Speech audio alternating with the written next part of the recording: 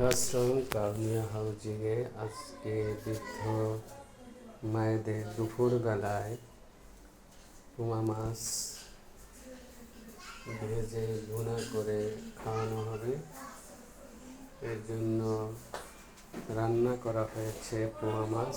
এগুলো এখন বৃদ্ধ মায়েদের দুপুরে খাবারের জন্য পরিবেশন করা হবে। এই মাছগুলো এখন বিভিন্ন ওয়ার্ডে দিয়ে দেওয়া হচ্ছে দুপুরে খাবারের জন্য।